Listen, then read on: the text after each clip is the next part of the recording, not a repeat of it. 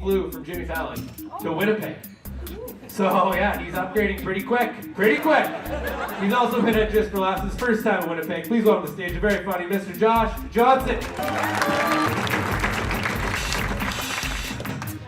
I am Josh Johnson. Did Fallon last night and then came to Winnipeg, which is also very beautiful. Everyone is very happy here. People smile a lot. Before the show, I saw two of you high five. That never happens in New York. No one has ever. People are just like, don't look at me. Some people I worked with in Chicago have been here. At least they said they were. I believed them. I didn't see them here.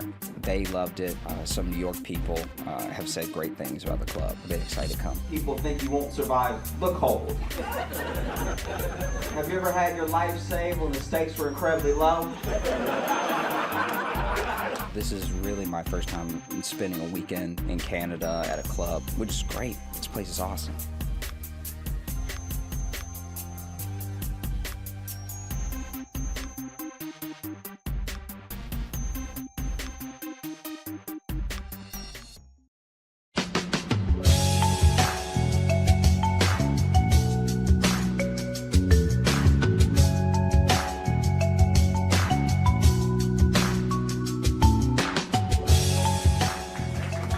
Hey, what's up, everybody? How we doing?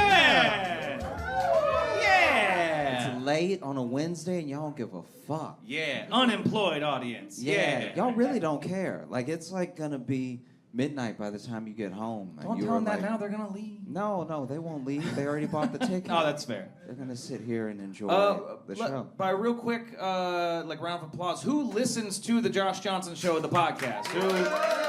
Wow. Okay. That's like everybody. So that's mostly, and then for Yeah. the rest of you, clap if you've never listened to it before. Okay. There we go.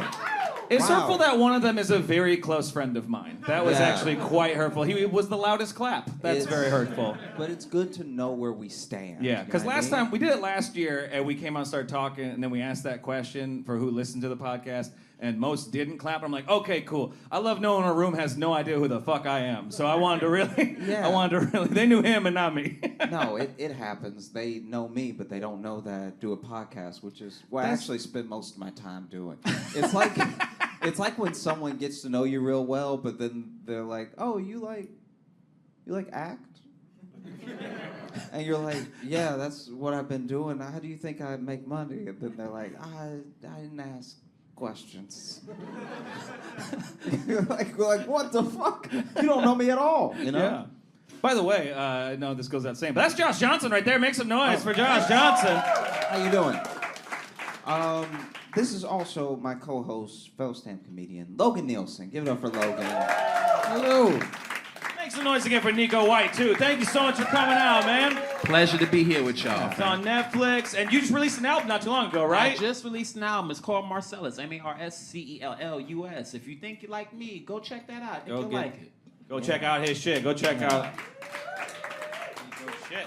So, we had you on not just because you're a hilarious stand-up. You also have a story, and Yes. we love stories. And so I just want to get right into it because I would love to hear. Let's get right into it. So Right. when they invited me on, they said to bring a crazy story with me. So I bought two. I'm going to try to keep them quick, but y'all bear with me. I'm long-winded, okay? So we'll start here. First of all, never underestimate your opponent, right? When I was in 7th grade, I got bullied bad. You know what I'm saying? Like, I'm talking about, and my bully was a short dude named Corey Beckett, right? I'll never forget this shit. And he's, like, to describe him, he's the type of short dude that you could tell lost their dad because, this ain't a black thing neither. This black or white. Them niggas always got these eyes all the time. Like they looking for something far off in the distance, nigga. That kid, you know that kid, that little motherfucker. And he was They're looking for a dad. They're looking for a dad. Yeah. And Is that him? Oh, no. No, nobody's him. They never find him. His eyes never open. They're cursed like this. So, this is the person that I'm dealing with, right? He's fighting demons that I can't hope to be a help with, right? So, this is 7th grade. This little motherfucker, and I'm not a punk, and this is the biggest thing about this shit, is that I'm from Harlem. I'm from the projects in Harlem. I fought my whole coming up, you know what I'm saying? But I went to school in the Bronx. This little motherfucker hung out with a crew of like 25 people. And I'm an hour and a half away on the train. I'm like, if I fight him, I'm gonna get fucked up before I ever make it home, right? So one day, he punched me, right? And I had like friends. Well, my friends are nerds. They ain't with none of this fighting shit. We trying to play Yu-Gi-Oh. So, nigga, he knocked Dark Magician out of my fucking hand, bro. You'll never understand the frustration. Yeah. That little motherfucker hit me, right? And that day, I was like, all right, I can't keep putting up with this shit, right? Because I'm end up hurting this motherfucker. But what could I do? So I cut school, right? I cut school for like 33 days straight because I didn't want to deal with this shit. Now, at the time, turn that off. At the time, I'm trying to open up to you motherfuckers. I don't usually come down this far to Brooklyn. You know what I'm saying? I came down here to see you motherfuckers on the Josh Johnson show. Turn your phone off. I'm fucking with you. So I cut school for 33 days, and I didn't have any cool places to go, right? But at the time, my grandmother was older, and she was sick, so we had an apartment in the Bronx. My mom was at the apartment with my grandmother in Harlem. So what I did was I had a PlayStation 2 Slim. That shit could fit in a book bag, right? I went and got a copy of my mom's key for the Bronx apartment from the hardware store. So I would just put my PlayStation in my bag, and instead of going to school, I would go to Bronx to our apartment and just chill out, right? She didn't come up there because she was busy taking care of my grandma and figured I didn't have a fucking key. So I did that for 33 days. Well, see, ACS has this thing where if you don't go to school for a certain amount of time, they will call Child Protective Services. And the motherfucker sent a letter home. So I had to go to school now, right? So I go back to school. I'm like, all right, I've been gone for a month and 3 days. That's enough time for this little motherfucker to forget about me. Sure enough, I showed up. He bullied me like we just met. And I'm talking about, bro, like, it was to the point where that motherfucker was talking about he had a weapon and shit, all this, right? So I was like, yo, all right, I'm done, right? I'm done dealing with this shit. So now, the reason I said never underestimate your opponent is because you never know what people are thinking. You never know what people are going through. I told you I grew up in the projects in Harlem. One thing that any of my friends that know me from back then would tell you is that Nico's favorite hero was Wolverine, and he meant that shit. That's a quote. I'm telling you. My boys will tell you that I used to carry a knife, right? So I know you hear about like mass shooters and all that shit. No. I don't got time or the risk to hold a gun. But that little motherfucker, I got so tired of that nigga, I said, all right, tomorrow, I'm gonna put a stop to this shit. Wolverine style. Yo, I shit you not, bro. I watched X-Men 2, X Unlimited, back to back. Just watch Wolverine stab motherfuckers. Because I was like, I'm gonna come in, I'm gonna shh. Yeah. This might be morbid, but I ain't do it. It's all right. So, but I'm telling you, I was going. Listen here, bub. I was going to skewer this motherfucker. And yo, like Wolverine would talk, I swear to God, I was going to dialogue with this motherfucker. Like, want to dance? Like, oh, I couldn't wait. I was going to stab the shit out of this nigga. So my preparation for school was usually like, you know, when I was cutting class, was like, all right, I'll put the PlayStation in, man.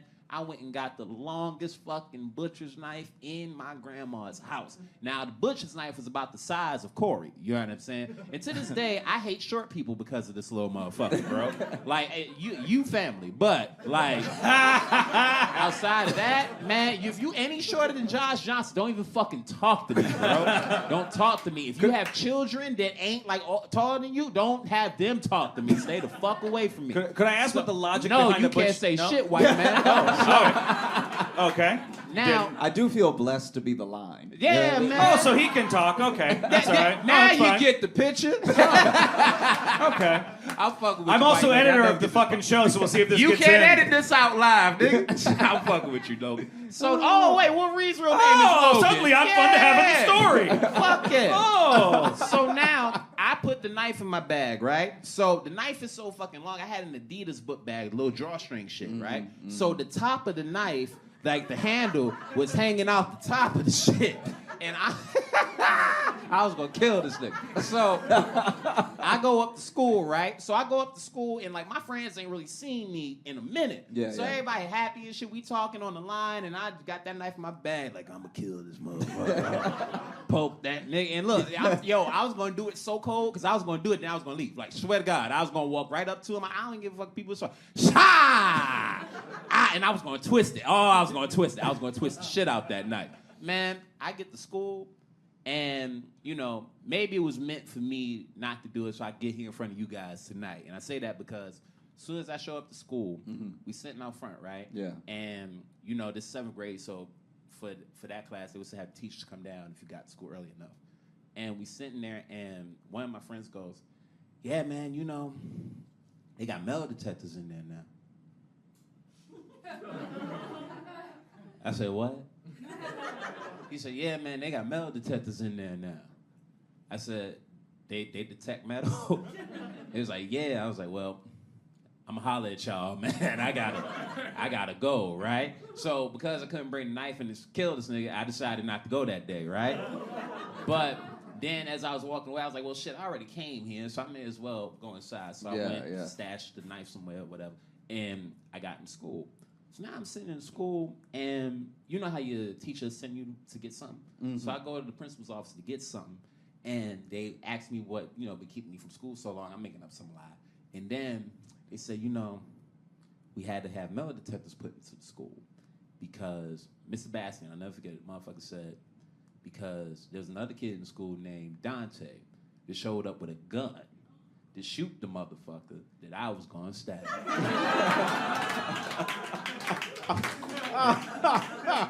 I was gonna put that little motherfucker in the dirt, boy.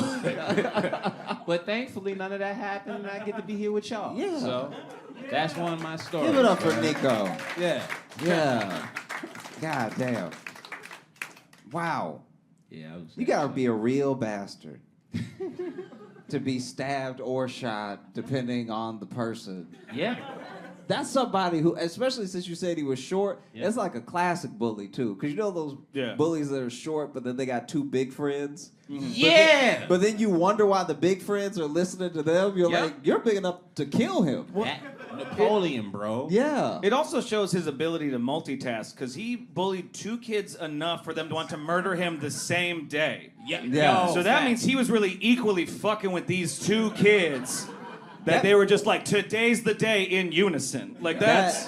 That means that he didn't learn shit. There was no time to learn in between all this bullying. Yo, he ain't no math, he ain't know nothing, he ain't know where his dad was. It was hard for him, man. And the little nigga thought he was a preacher too, because you remember this is like 06, right? So this is or it's 2005 going into 06. So this is when June 6, 06 was the thing. And I guess his grandmother or something went to church a lot. This nigga was in the classroom, and the trumpets are gonna blaze. And then the last thing we gonna see, he was doing sermons and shit. And I'm like, but you're the devil himself, bro. Yeah. Sit the fuck down and stop scaring me in this fucking class. It's always the kid like least likely to go to heaven.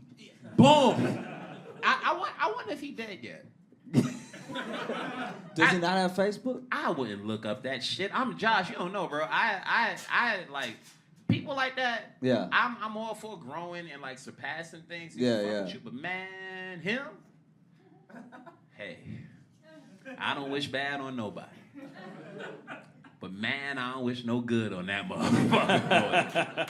Ah, man. It sounds like you actively pray against him at night.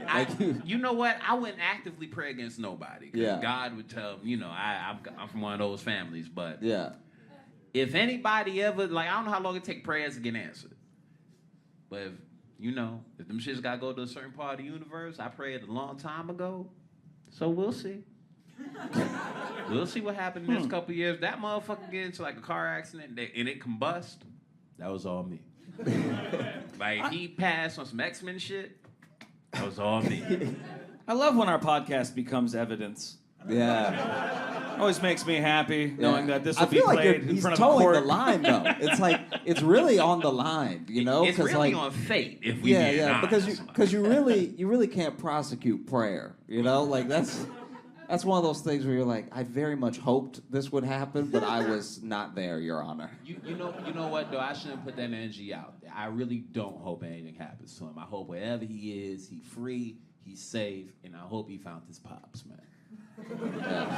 And he killed him. I was running away! Bye! There's a hip-hop song called 24 Hours to Live. There's that line. Y'all know 24 Hours to Live. Fuck it. Song by Mace. It's all good. Mace is probably the crossover between this demographic and Mace is probably pretty slim. Just Yeah, swinging them and hitting them. Yeah. The Venn diagram is barely a line laying over. You're not wrong. Shit, Yeah, they whatever want a happened Rugrats to song. Mace? Is he all right? He's all right. He just put out this song against Diddy recently. Recently, okay. So if you don't Against know, Diddy recently? yeah, this Huh. which is Didn't Diddy's life go against Diddy enough? Like, yeah. I don't really get Mace's whole thing is that way back in the day, Diddy had all of his publishing, and so he gave him like 10% of his own publishing, but he also had the master. So then Mace made almost no money off of all of his music, which was selling worldwide. So he has basically the same gripe as any other artist. quick survey: who's picturing Mace Windu right now from Star Wars? I just wanted to check. See a couple of knowing smiles. Okay, Yeah. just wanted to see who If was. you don't know who the rapper Mace is, just imagine any barber. Like he, Yo, fuck off, nigga. Mace has one of the least recognizable faces I've ever seen in my entire life. Nah, bro, I'm from Harlem. I can't let you do that, man. Hell no. Mace look like every nigga that in the '90s, like you could tell wasn't the fighter, but wasn't the super corny dude. Looked like Mace, man. Yeah, They yeah. had something way too shiny, fucking waves in their hair. Yeah. And they'd fuck your girl on occasion. Like, that's Mace. That grimy dude that when he gets caught, he moves away. Yeah. He left Harlem because of that shit. Yeah. Supposedly. I was like 3 years old. Fuck do I know. All right. But yeah, so he's very upset with Diddy, and then he finally made a bunch of money. I had to be doing something else, had to be doing something not rapping, and then offered Diddy to buy all of his artistic license to all of his work back, all the intellectual property, and then Diddy said no.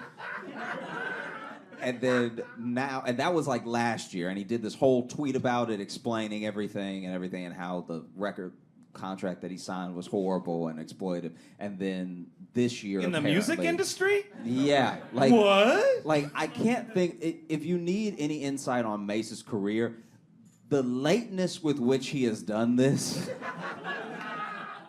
is kind of indicative of his music as well. It's like he is using a time machine wrong, you know? He's like, I gotta go into the future to warn them.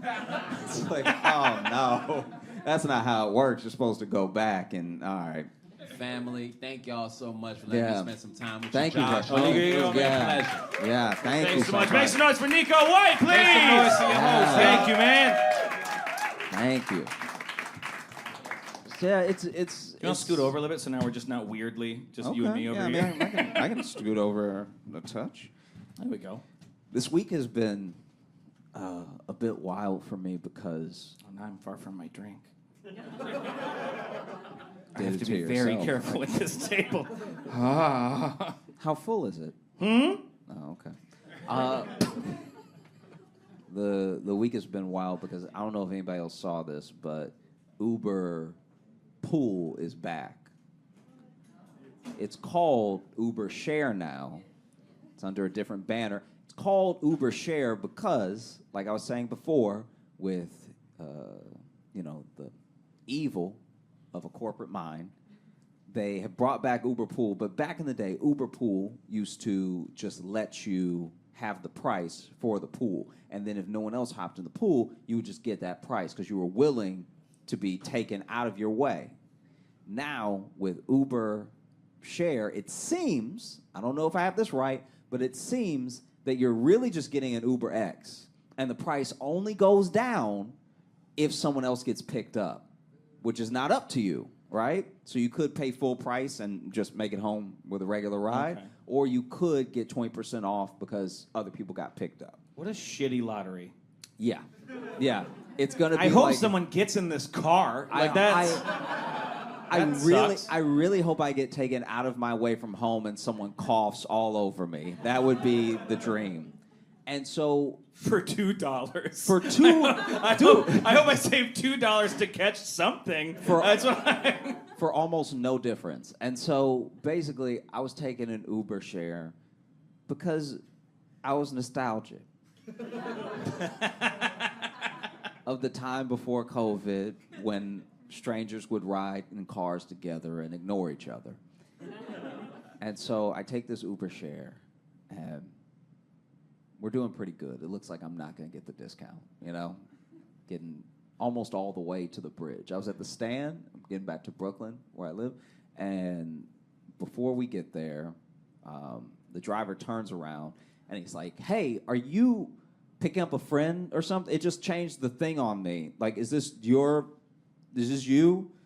And I was like, no, I didn't add a stop or anything. It's Uber Share. Like, so I just started explaining Uber Share because he didn't know what it was. He was like, what is this? Are you picking up your friend right now? Why is it changing the directions on me, right?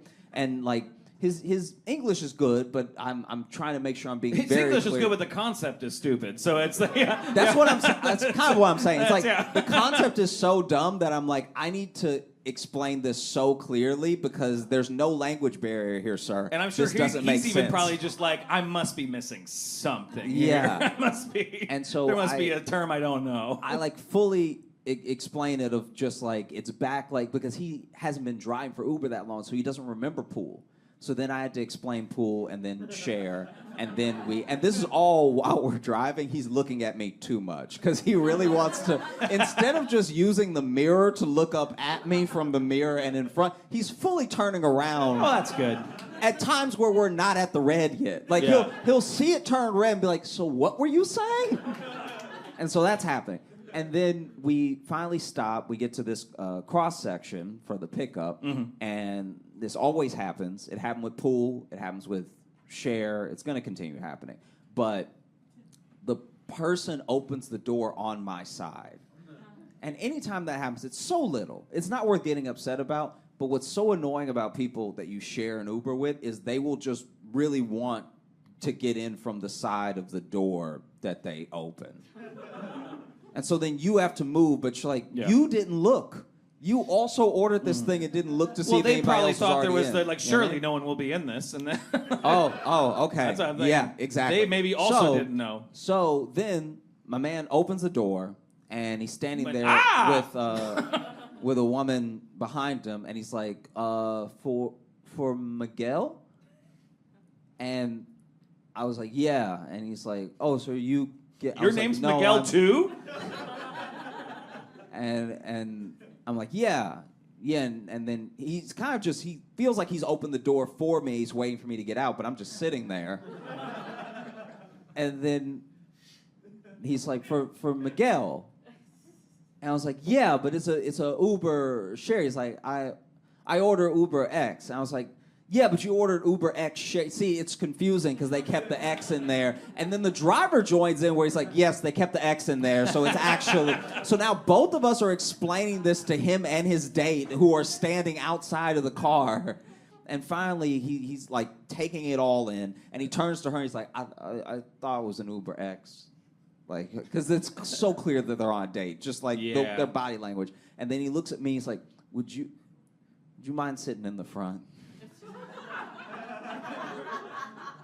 And I'm like, the front? And then he gives me this look that, like, is such a... It's so purely like a guy thing of, like, help me out, bro. Like, he just says it... He literally just says it with his, like, pupils. It's not even an eyebrow thing. It's not an intimidation. He's not being rude. He's literally just, like...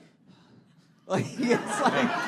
It looks like he's looking at someone pointing a gun at him because it's like he just sucked in a little bit of air and he was like, and I was like, yeah, sure. So I get out and as I'm opening the front door, he even pats me on the back and he whispers, he's like, thank you.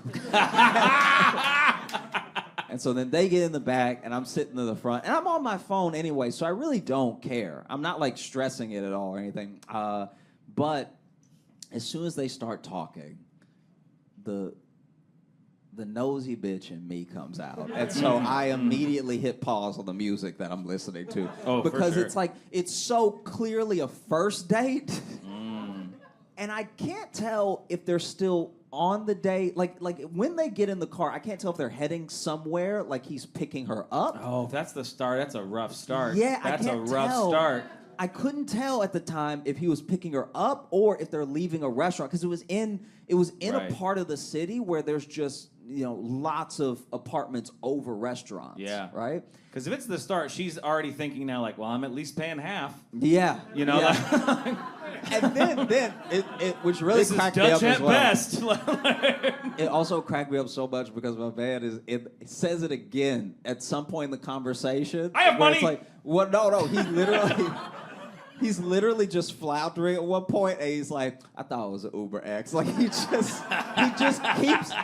keeps inserting. He will not let it go to everyone in the car that he thought it was the regular Uber. Like he can't handle it. And so then And so then they start talking. This is so painful. Okay, so he is coming out the gate with like, it's not a shitty bravado. I want to make that clear. It's not like this person does not seem like a jerk to me, right? But as he's talking, he's like, yeah. So what do you like to do? Like he's so clearly nervous, which is very sweet as well. Ride alone in cars. Ride alone in cars. I'm sorry that I messed that up for you. It's my favorite thing to do. And then she goes, I love theater, right? And he's like, oh man, I love theater too. Like theater is amazing, except for musicals. Musicals are annoying as hell. Like musicals, just like I don't know. There's just something about them I can't stand it. And then she goes, I was actually a musical theater major. I'm in the Music Man right now. And so I'm like, I don't know what to do with my body so much, so I'm just looking out the window now. Like my head is on the glass, and I'm breathing through my mask so hard that I'm still fogging up the window a little bit. I'm just like, ooh, that's not a great start, you know? Because the car is not taking off yet. Like this is just he's. I'm sorry, what? The car's not taking off yet? No, because he's sitting down. And now the driver is trying to figure out who's getting dropped off first. So he's just looking at his Waze app. You guys haven't fucking moved yet? We haven't moved yet. And he found a way to fuck it up in that time? And don't get me wrong, this is all of like 30 seconds. So that thing, like, they sit down and that he's also like, makes so it what worse. do you He's like, to-" oh, I can't believe it. This is an Uber X. I fucking hate musicals. Yeah. Like, what a... That's happened- a lot to cram in It to a happened- short amount of time. It happened so fast. And then we take off, and none of the conversation is, like, ideal. Like none of it... Not after that. None of it is going well. And so because then he even tries to save it where he's like, oh, so, like, what were you in, you know? And then she starts listing these musicals that she did wherever she's from. Right. And finally she hits one of them, and he's like, oh, I love Come From Away. And it's like, it's too late, bro. Like it's you're not saving it now. And then they kind of like move on from that. And there's a couple of like pauses, and anytime there's a pause, I just get back on my phone. Like it's not that interesting, you know. But then he'll say something like out of a pause, he'll be like, so you have like a favorite food or anything? Like what do you really like? What a great question to ask on a date. And this it always is- has places to go. And this Yeah. is how I know where their Perfect. date is Okay. at. Yeah. Because he's like, so what was your favorite, like your favorite food and everything? And she's like, Peruvian. I told you that at the Peruvian restaurant.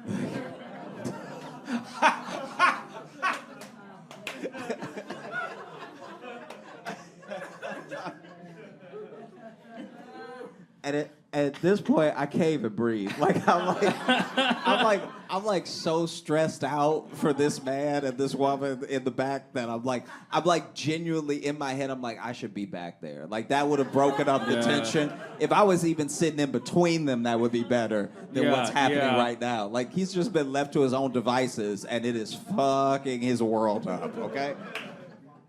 And so it's so bad. It's so bad that the driver starts turning up the music so that nobody can talk. Like, 'cause the entire time I'm forgetting that the driver must also be getting so uncomfortable right now that he's like, I would rather blare Dua Lipa to the point where all of our ears bleed than to let this man hang himself anymore. This is horrible. And the music's playing for like maybe 3 songs. Yeah. And then out of nowhere, he's kind of like, hey, could you turn it down? To which I'm sure everyone in the car in their head was like, don't make us do this. Come on, man. And then he's, You got show tunes? Yeah. I love musicals. I love musicals now. I just want to save it, the date and everything. And then he... Peruvian musicals. I love them. Put it, if you have that, please. And then I thought this was an Uber X. And then he turns the music down a little bit, and the guy once again is like, yeah, I thought it was an Uber X. Like he says it. Oh, he does it again? Yeah, he says it again. He sang it throughout the whole drive, like too many times. And then we're in Brooklyn now, and we're heading off to drop, them off first. And this next part is technical, okay? Because I can understand the dance that was happening. When you order an Uber X, you can add or change a stop, right? So I understand what he must have been thinking, right? And if I have it right in my head, what he's thinking was the perfect way to play it. But we get to the stop. It's not my stop. They're stopping at her apartment. And so car stops, and she's like, I had a great time, and she goes to open the door, and he's like, oh, I was wondering if I could.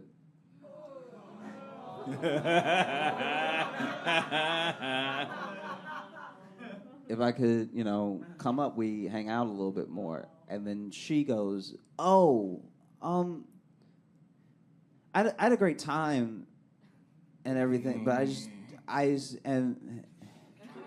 Can I be honest? You looking at me and saying this feels like you're breaking up with me. Yeah. And it's palpable enough that like this situation sucks. It's so painful, and me and the driver made eye contact.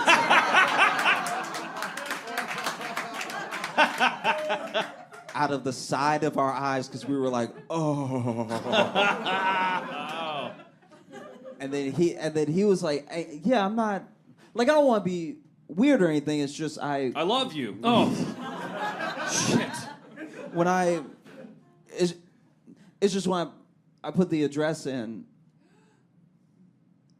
and then she was like, yeah, sorry, maybe I gave the wrong impression or something, but I'm gonna go up and maybe we can talk again or something. And so she closes the door, and it's just the 3 of us sitting there.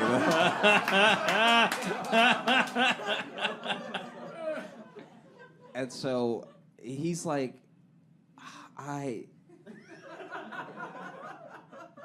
he looks at me. He's like, thanks for sitting up front, man. Like, I was like, and I was like, oh yeah. I mean, I really was trying to make it better. Like, in the moment, I was trying to keep it light, because this person is clearly devastating. That's very embarrassing, because he made some missteps, but once again, he did not seem like a douchey, asshole, right? And so I was like, as a joke, I was like, yeah, I mean, if only you could come home with me, you know what I mean? Like,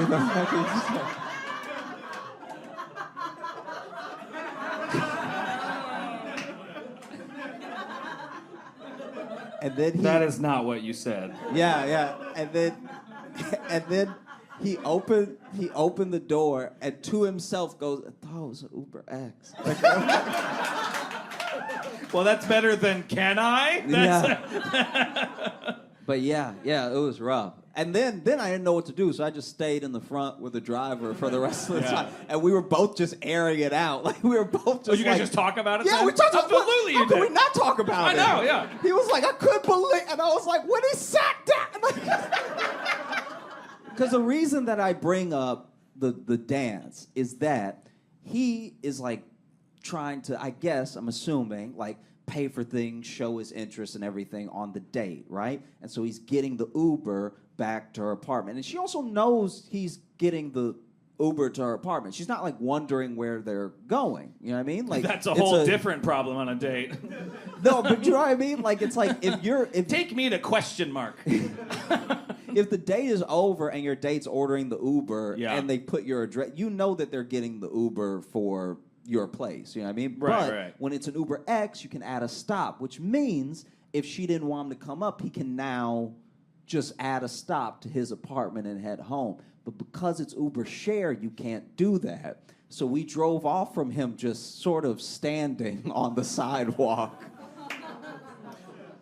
And I was In like, front of her that's- place? Or Yeah. Ordering another Uber. That's not good if she looks out the window. Yeah, no, it looks horrible, but it's She like looks he out, oh can't- God, he can't- didn't go. I mean, he basically doesn't exist in the car now because he's supposed to get out Right. at the stop he ordered. Yeah.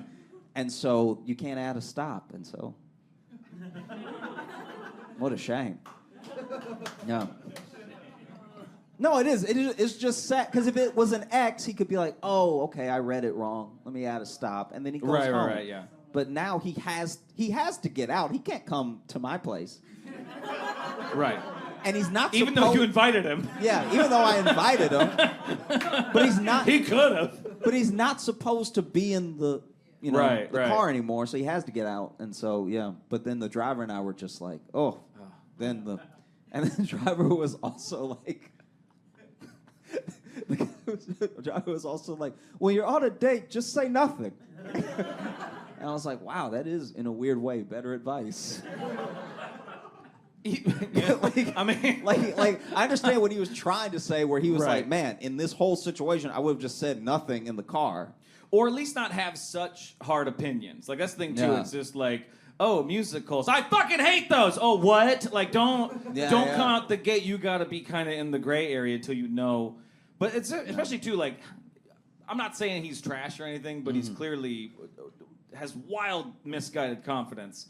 To just assume he is going to her house when clearly learned nothing about her on the date. Well, that's also what I was thinking, where I was like, how did I'm so interested. He maybe did say nothing on the date. Yeah, I wish I could go back in time and be in another, like not doing the show I was doing, and then just be a fly on that wall. yeah. Because I guess this is my thing. The date seemed, at some point at least, to be going well enough that I actually think he was about to come up with her if he didn't say the musical theater thing. If it was an because Uber think about it. X. Think about it. If you're on a date with someone and you've given them your address, they're on the way together. He didn't order her an Uber and then get a lift for himself. They're both in the Uber going to her Which address. is frankly 20 times funnier.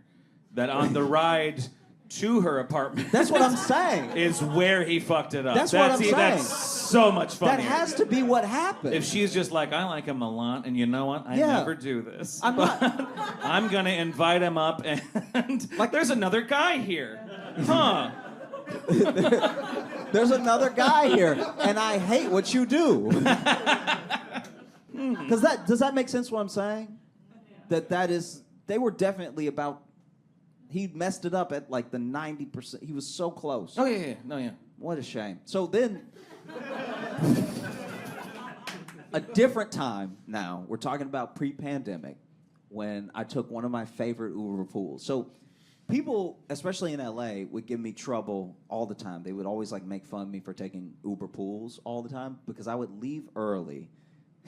I would leave early just to take the pool, just to have the padding, instead of just getting an Uber, right? Right. And I don't know. I just usually did it to like have experiences and meet people and stuff. Yeah, that's a weird thing about you.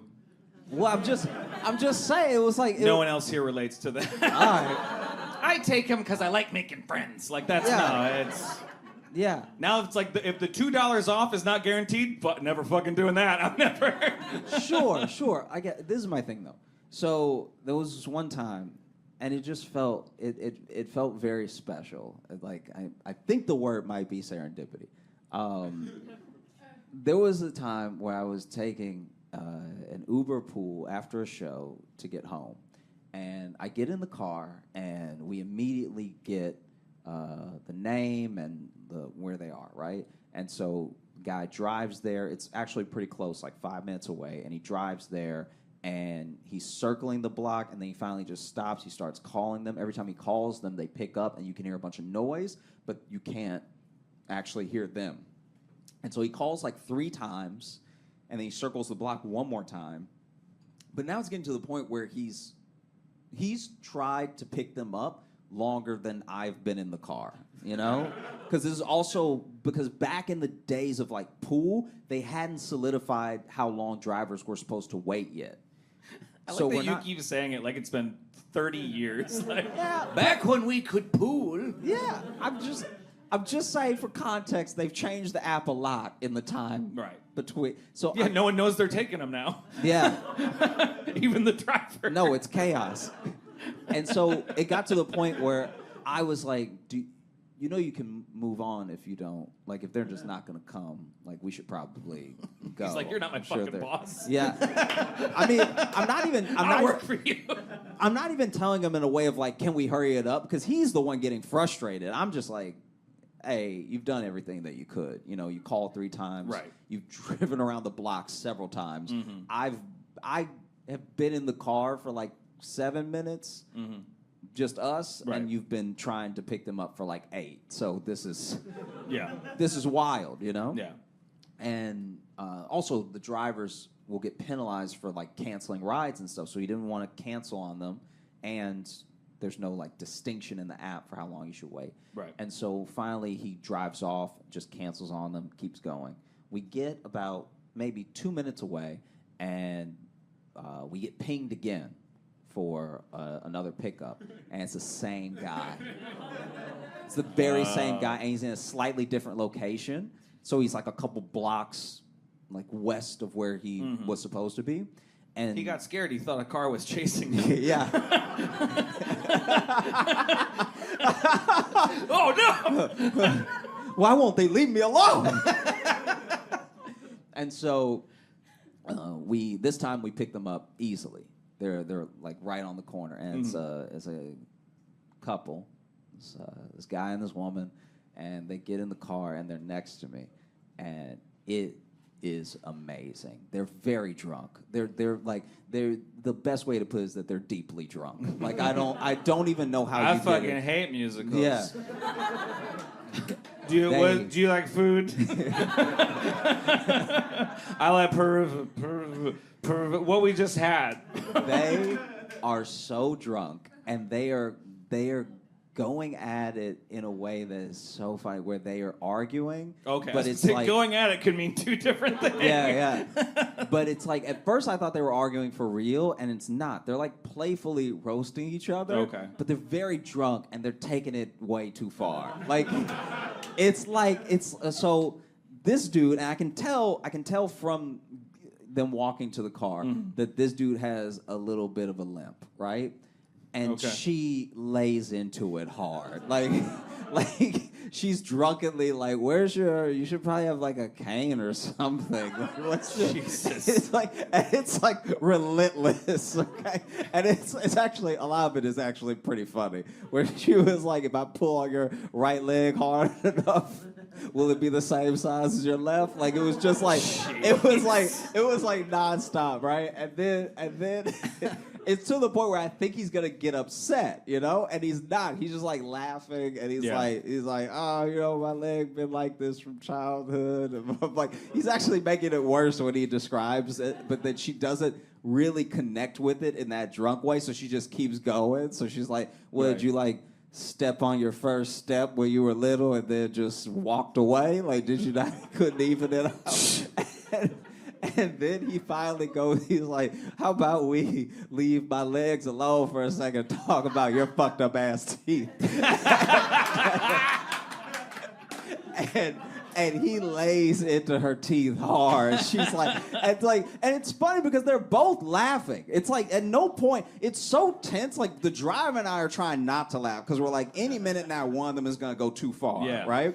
But then even when and will they get pissed off if we laugh at it? Like, are we not a part of the joke? Yeah, like, are they talking like we're not here, or is this for us? Yeah. I can't tell. Yeah. And then she's like, oh, okay, what's wrong with my teeth? And he's like, honestly, I don't see how the fuck you chew, all right?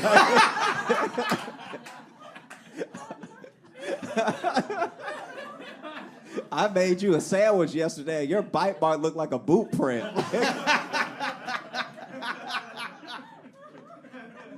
And they just kept laughing, and it was so funny. And the driver, the driver lowered his window to quietly laugh out the window as we were driving. And I was like, man, pool is the best. And then the pandemic happened.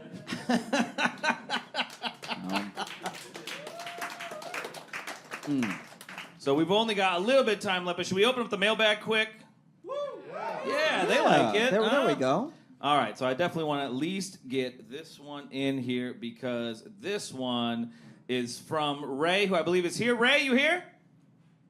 Here. Okay. Hey. There we go. I was about to be like, well, I hope he fucking bought a ticket. I hope he's at least missing out. No. Hi, Ray. How you doing? Awesome. Well, thanks for coming. Thanks for sending an email. So I'll read out what you sent here, and then maybe we'll have some follow-up questions if we need to. Okay. So this is it says, "Cheers, J-Lo." Okay. That's us. We go by J-Lo sometimes. We don't in the world. Yeah, but we're much less famous, J-Lo. You. Now you said J-Lo there. I was hesitant to say J-Lo. You thought we said it 3 times, we'd summon her? Sometimes I wonder if J-Lo listens, and so I just want her to like us, and I don't know if we. What did Ray say? Wouldn't that be great if she was listening? Wouldn't that be great if she was listening? Like, why are they using my? And then we just get a cease and desist. The most confusing cease and desist of all all time. Hey, will you two men stop using my name, please? Together as a unit. Cheers, J-Lo. So what is a survival tactic that metropolitan cities like Chicago and New York City taught you guys that you take with you everywhere? Now, they also have their own example here. So, mine is not responding to anyone too eager for my attention, and that is a very good one. That is a very good one. Jesus of Nazareth could be trying to sell me his mixtape, detailing how to get into heaven, and I'd probably raise the volume on my headphones before I react. I've gotten caught in too many conversation scams while living here, especially because I have an English accent, so they think I'm a tourist. And then the next part's just a compliment. You want me to read that?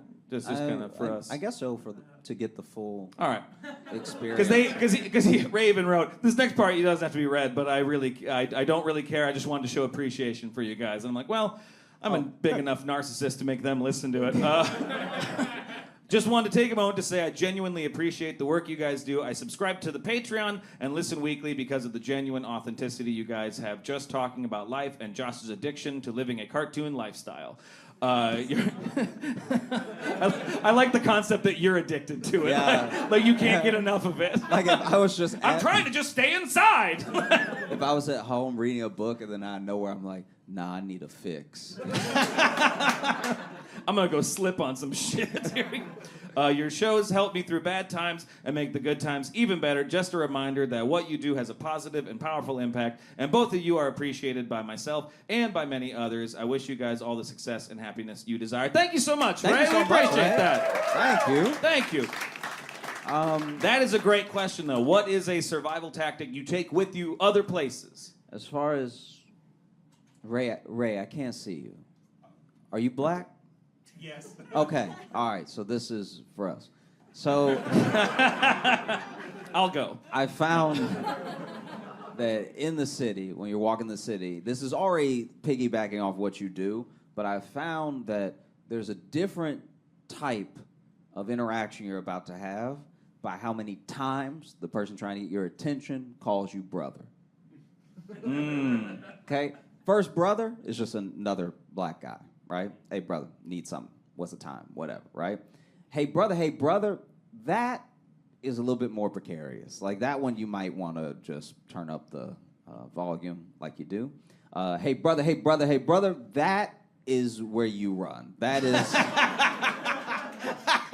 like, hey, brother is almost always drugs. That is something to be avoided. And then the other one I think I found is that...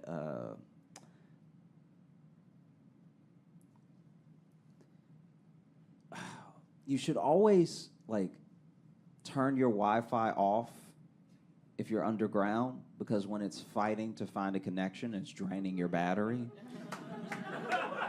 And sometimes you'll take the train for 20 minutes and then walk up the stairs and be like, why do I have 20% less battery than when I left? And it's because of that. Oh.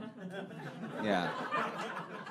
It's like a real struggle. I like a good practical one, you know? There's just a good, like, this Yeah. is, I felt like one to confirm what you're already Yeah. doing is good, and then one that's just like someone didn't tell me one for way joke, too one long. real thing, yeah. One for Yeah. them, one for you.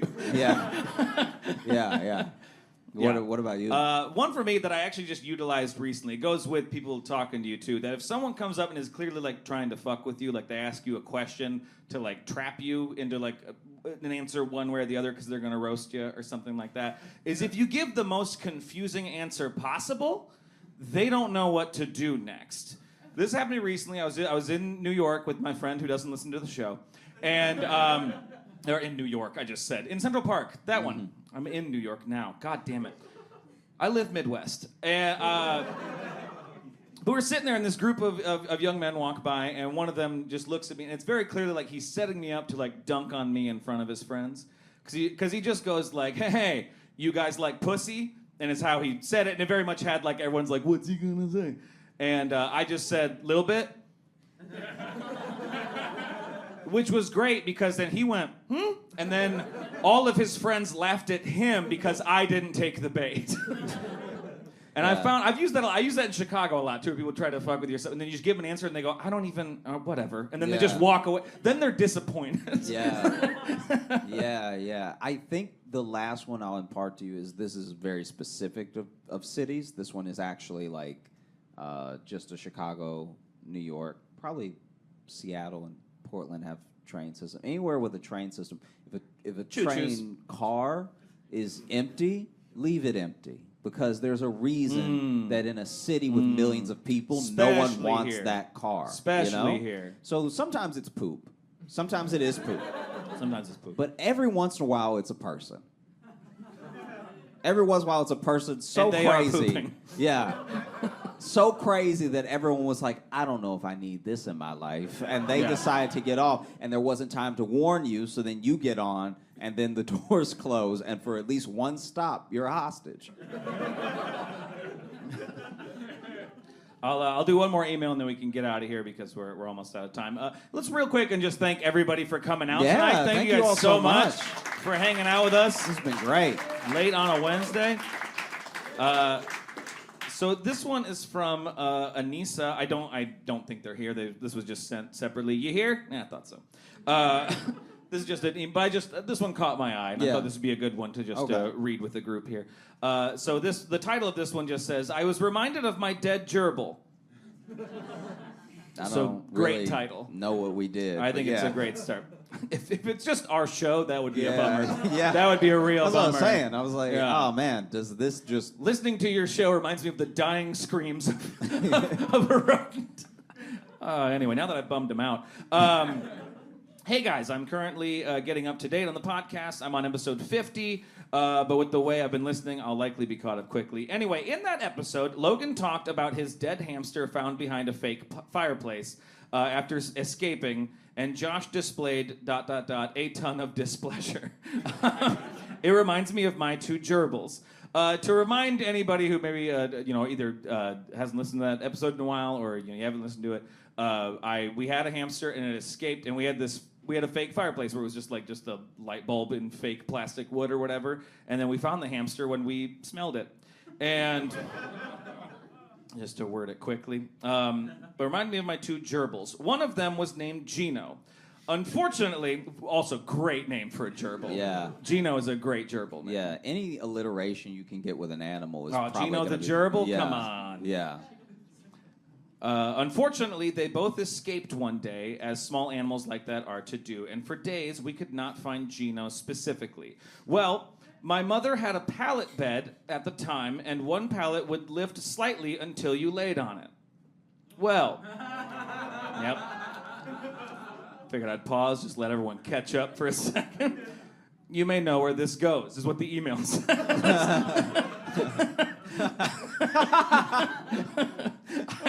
I was looking for Gino. Wait, it would be amazing if in the email is also pause for groans. I was looking for Gino still and sat on her bed. When I did, I heard squeak crunch. Pause for groans. I knew what happened immediately and didn't have the heart to check. My poor mother had to retrieve Gino's crushed little body. Now, this next part is just a quick little aside. Not as traumatizing for me as watching my guinea pig run into a table leg and die. And that's all they gave us for that one. Which is clearly a much wilder story. That this guinea pig was just like, bam, nope, and like, that's...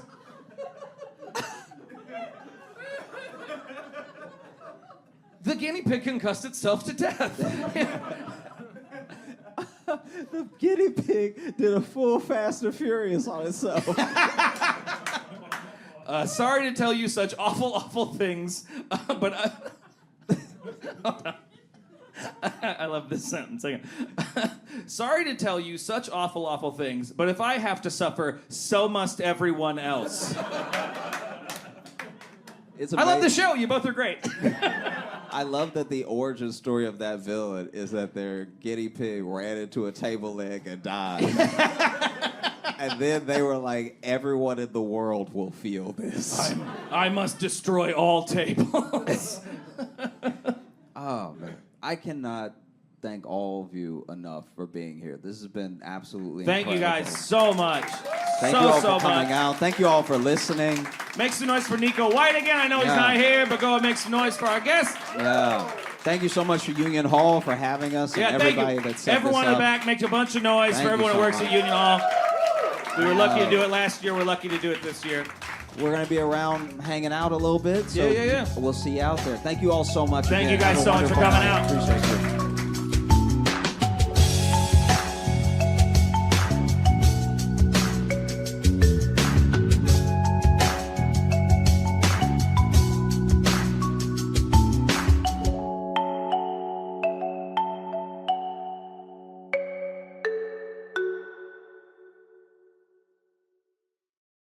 It's also it's a fun thing to stay here for Christmas. When you live here and you stay for the whole holiday of Christmas and stuff, it is weird when you see people come here just for Christmas.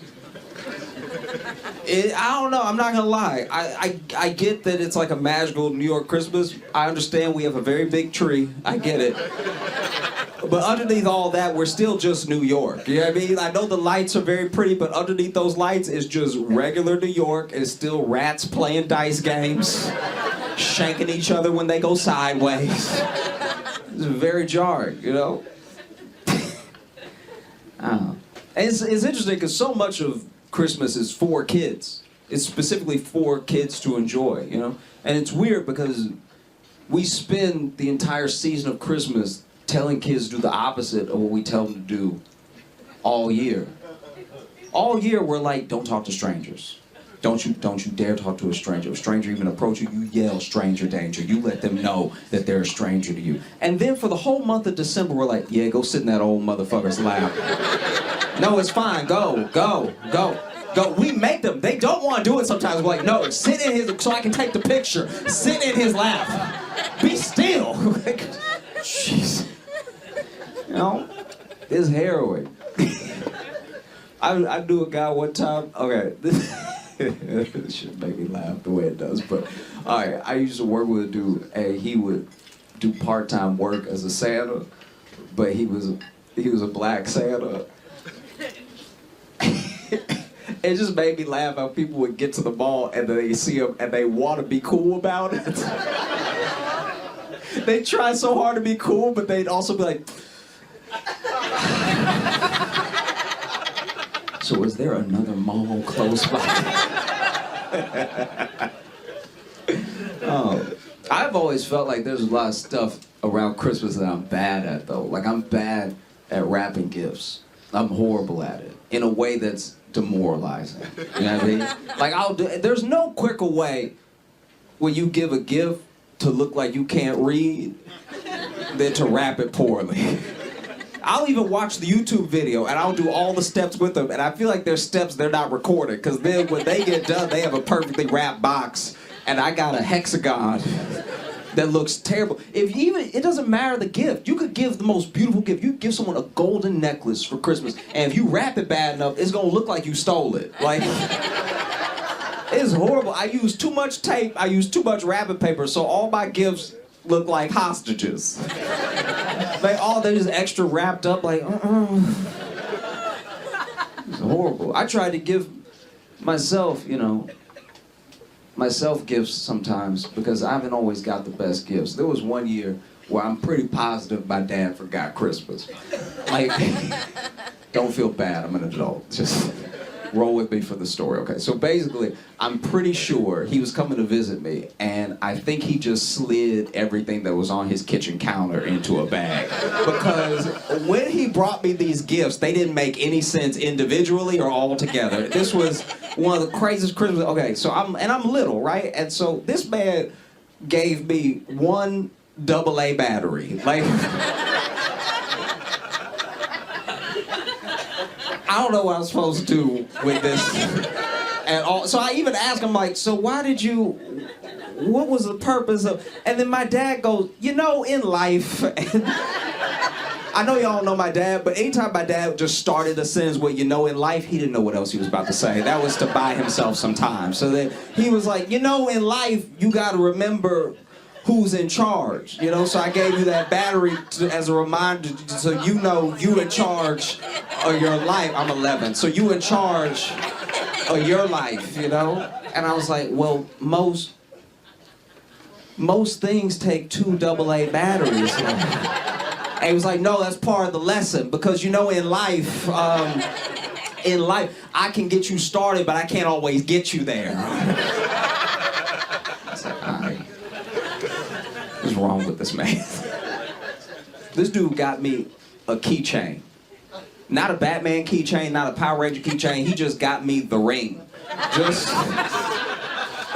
the keychain. I'm 11. I don't have keys. I don't have any access to anywhere you don't bring me already. So you just got me rusty metal. This is terrible. This man got me a picture frame. Just the frame from Walmart. It still had the white people in it. It had a whole white family in it having a wonderful day. Just at the beach, like... Not even a picture of us, just the frame. All right. So I've started to get myself gifts, just to make sure that at least one person is happy with the gift that they got me, and that's me, right? I tried to gift myself something years ago. I was like, all right, let me be vulnerable, let me open up, because I used to be really laid back, and I was starting to get more and more tense every year. So I was like, you know what? I'm gonna go out on a limb, do something I've never done before. I'm gonna get myself a massage. All right? All my friends that go to spas, they can't say enough good things about it, so let me go ahead and open myself up to a new experience. I am not like a big man. And the person they got to give me my massage was the biggest man. He could have been, he's the biggest man I've been in a room with by myself. I was so upset having to be in a room with a man this big and only a towel. I was like, this is deeply upsetting. And I didn't know anything about spas, so I didn't know I could ask for somebody else. So then he would stand outside the room. I didn't know I could turn to the receptionist and be like, do you have anybody else. This man is so big, and his hands, he had the biggest hand. Anyone can do with their life what they wish. I'm a very live and let live type person. But these are boxing hands. Like, these are not masseuse hands. Like, he will mess around and rearrange my guts the way his hands are so big. And so then he starts in on the massage. He's been massaging me for like a minute and a half. And he is making all the noises I'm supposed to be making. And it could not be more upsetting. This man is rubbing my back and going, what do you do now? Like, because I don't even have enough bass in my voice, and I'm exposed. I'm wearing a towel. I'm naked. I'm not a homophobic person, but it was a homophobe's nightmare. This was genuinely distressing. I'm just in a towel, and he on my shoulders like, God dang. You ever just wish you had a gun? Like, it was horrible. But I can't complain. I really can't. Other people have had it way worse than me as far as Christmases go. I grew up in Louisiana, and I moved to Chicago after college, and I was working with a dude who told me about his Christmas. He said his most magical Christmas that he ever had was also his most traumatic, because he had done all of the Christmassy stuff, and he loved Christmas. It was his favorite holiday, right? And so he went to see Santa at the mall, and then he had laid the milk and cookies out with his parents for Santa. Now, he lived with his mom and his stepdad, and he didn't like his stepdad. He called his stepdad Darren. Full thing, all the time. Stepdad Darren, all the time, right? His dude was like, you can call me dad. He's like, I'm not gonna do that, stepdad Darren, all right? And so then he had laid the cookies out in the milk with his mom and stepdad Darren, and then he had put on his pajamas, washed up, kissed them both goodnight, gave stepdad Darren more of a pound. He wasn't really like, we're not close like that yet. And then he went to bed, and he was trying so hard to fall asleep. You know, like when you're little and you're trying your hardest to fall asleep so Santa can come, right? You're trying to knock yourself out because you don't want to mess this up. You've done everything. You've been good all year. You laid out the milk and cookies. You don't want to mess it up now by being awake. And as he was falling asleep, he heard steps on the roof, right? And so he's like, oh my God, that's Rudolph. That's the whole crew up there right now. Like, I gotta fall asleep. He's trying so hard to sleep. What was actually happening was the night before Christmas, his house was being robbed. All right? And so he hears the footsteps on the roof and everything, and he's laying there trying to get to sleep. But you gotta think about it from his perspective. He laid out the milk and cookies. He went to bed. He hears the footsteps on the roof. Then he hears some noises in the living room. It is Chicago. His stepdad had a gun, right? So his stepdad shot the intruder in the leg. So from his room, he hears.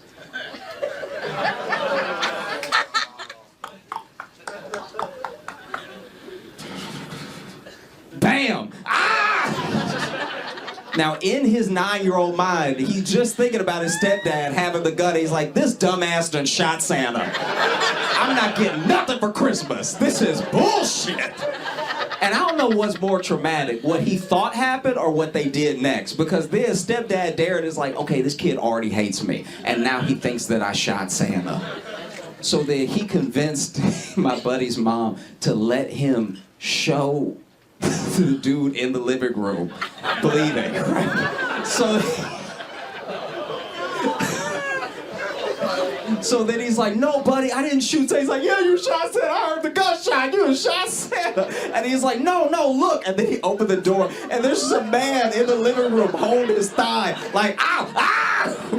And he's like, see, that's not Santa at all. He bleeding like a bitch. Santa don't even bleed like that. You all been so great. Thank you so much. I'm Josh. Have a great night.